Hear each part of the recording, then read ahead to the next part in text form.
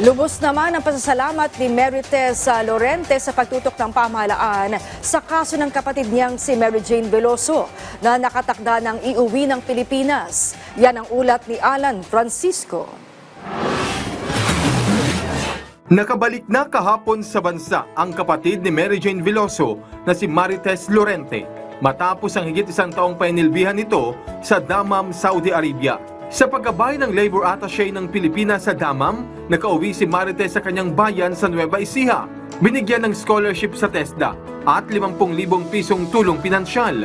Sa naging panayam ng Ulat Bayan Weekend kay Marites, inilahad niya ang pang-aabusong naranasan mula sa kanyang employer.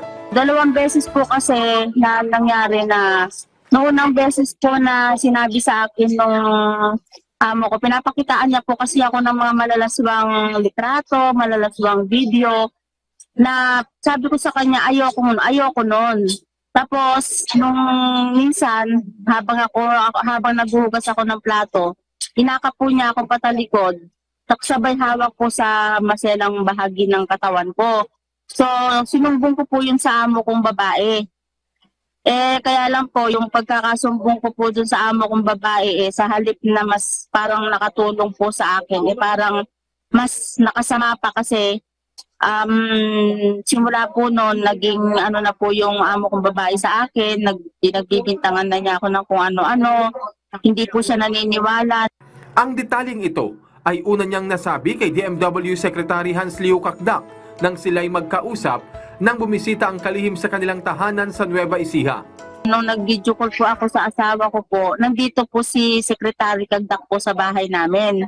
Dito po kila Nanay Celia. Kaya nung nalaman ko po na nandito sila, sabi ko po sa asawa ko na kausapin ko kasi hingi ako ng tulong.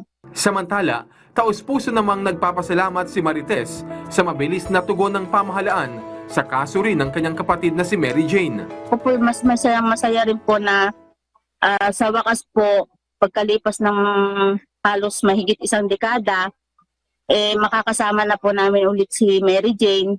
Mabubuo na po ulit yung pamilya namin, kami magkakapatid, mabubuo na ulit. Masaya po. Sa ngayon, naghahanda na ang kanilang pamilya sa pagsalubong kay Mary Jane na higit 10 taon ding nagdusa at nawalay sa kanila. Alan Francisco, para sa Pabansang TV, sa Bagong Pilipinas.